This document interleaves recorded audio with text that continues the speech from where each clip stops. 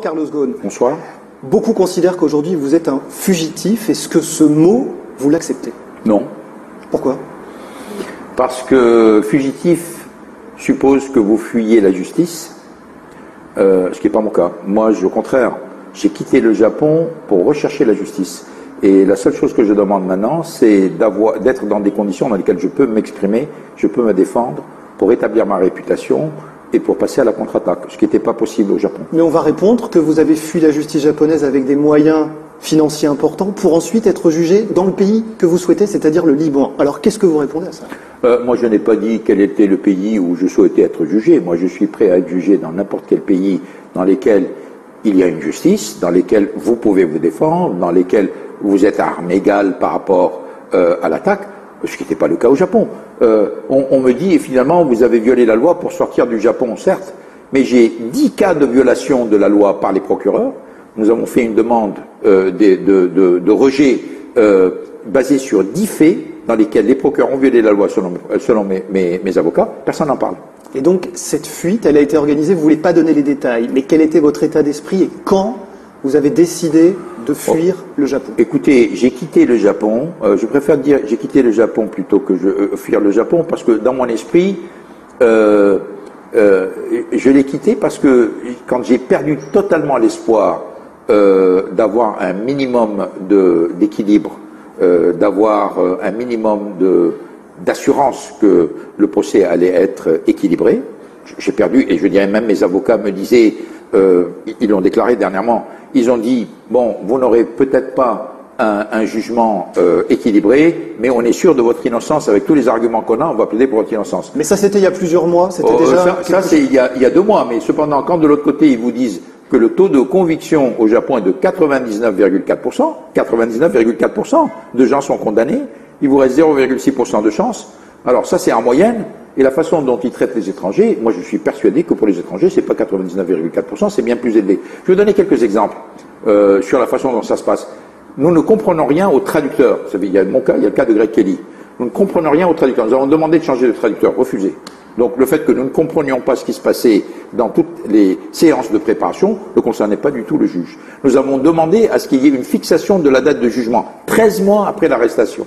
Eh bien, toujours pas de date fixée. Nous avons demandé qu'il mène en simultané les jugements concernant les différentes accusations. Refusé. Enfin, je dirais, au bout d'un certain moment, vous avez des refus partout. Il n'y a aucune considération pour le fait que vous êtes étranger. Vous avez tout le monde qui vous dit, bah écoutez, faites attention, les taux de conviction sont de 99,4%. Quand je demandais à mes avocats, est-ce que vous pouvez me donner un minimum d'assurance que je vais avoir un procès équitable? Ils m'ont dit, nous allons faire tout ce qui est en notre pouvoir pour le réaliser. Mais du côté du procureur, on répondait, le dossier est à charge, il est épais, on a plein de preuves et on est sûr de ce qu'on avance. Qu'est-ce qu'il vous disait à vous? C'est ce que le procureur... nous avons reçu les premières preuves. Je vous ai montré quelques-unes. Il n'y a rien dedans. Et plus ça avance, moins il y a. Mais ça, au moins, je vais pouvoir l'exprimer devant une justice équilibrée, dans laquelle nous allons pouvoir argumenter.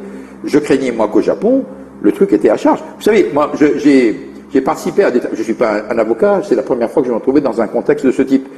Moi, j'avais l'impression, j'avais la naïveté de croire que dans un tribunal, le juge est le patron. Bon, donc, et le juge n'est pas le patron à Tokyo? Pas du tout. Non, mais détrompez-vous. Mais c'est qui le patron alors? C'est le procureur qui est le patron.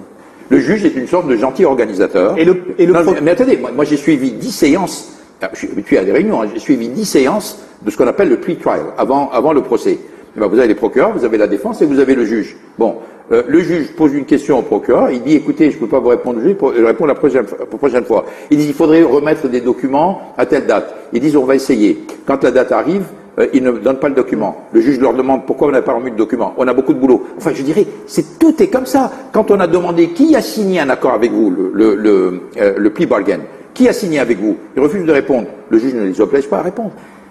Carlos Ghosn, qui voulait vous abattre? Il y a quelques mois, quand on vous avait interviewé par Internet, vous disiez c'est un assassinat programmé. Alors, qui voulait vous tuer selon vous? Bah, écoutez, vous avez Nissan d'un côté, hein, pas l'entreprise, hein, mais quelques individus à l'intérieur de Nissan, que j'ai nommés d'ailleurs. Vous avez les procureurs qui sont l'arme du crime, mais il y a aussi des membres de l'administration AB. Hein.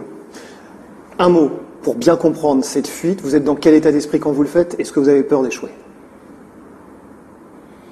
Alors, vous parlez de quand j'ai quitté le Japon. Vous savez, je n'avais plus rien à perdre. J'avais plus rien à perdre. C'est-à-dire que devant la perspective de dire, j'ai pas de date fixée pour mon procès.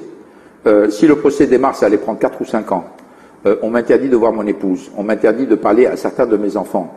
On me contrôle mes téléphones. J'ai pas le droit d'aller sur Internet. Je suis suivi tout le temps par des gens qui sont payés par Nissan. Totalement, mais totalement illégal. Nous avons protesté, tout le monde s'en fout. Au bout d'un certain moment, vous vous dites, mais finalement, vous êtes le dindon de la farce, quoi. J'étais le seul à essayer d'espérer que j'étais en face d'une justice à peu près équilibrée. Quand je me suis aperçu que tout ça s'était monté, je me dis, bon, il faut que je quitte. Effectivement, j'aurais échoué, ça aurait été désastreux. Mais il y avait une petite chance que je réussisse, je l'ai joué, et je suis très content d'avoir fait ce choix. Là encore, je voulais vous dire... Mais vous ne contournez pas la justice. En faisant ça, vous ne contournez pas la justice, parce qu'évidemment, le Kidam est incapable de déployer les moyens qui ont été déployés pour votre dossier. Moi, je peux vous dire, je ne conseille à personne de tomber dans un piège comme celui où j'ai tombé. D'ailleurs, je conseille à personne, à aucun étranger, d'aller au Japon, tant que ce système n'est pas changé. Parce que si vous n'avez aucun moyen de vous défendre, vous rentrez entre les mains d'un procureur, vous n'en sortez pas. Mais le Japon n'est pas une démocratie, de ce point de vue-là. C'est une démocratie, mais c'est une drôle de démocratie, puisque vous avez le même parti qui est au Japon depuis pratiquement la Deuxième Guerre mondiale. Donc là, vous dites, finalement, il n'y a pas d'alternative. Mais moi, je mets pas en doute le système, parce que le Japon de Koizumi, il y a une partie du Japon que j'apprécie beaucoup. J'étais loin de me douter du système légal japonais et de la façon dont il est en train d'être traité. Mais ce que je suis en train de dire, et je suis obligé de le dire compte tenu de mon expérience, faites attention avant d'aller au Japon. Vous ne savez pas ce que vous risquez.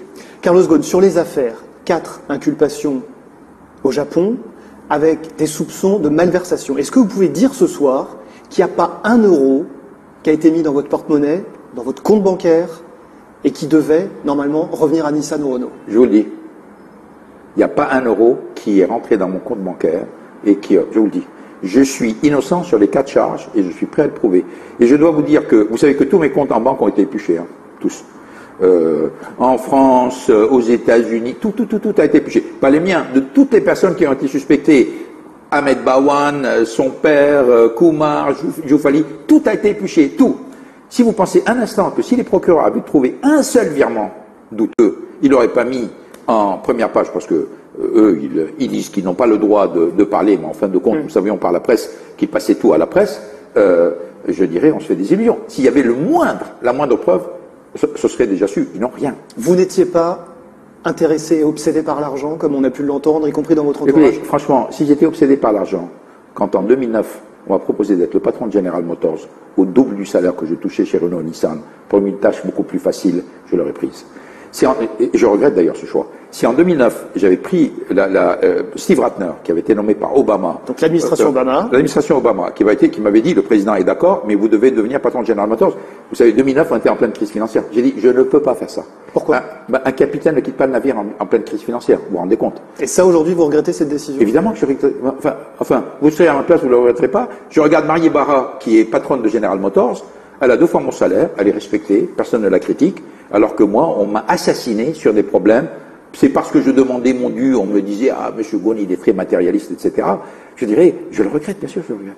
Versailles. Tout être à ma place l'aurait regretté, compte tenu des conséquences.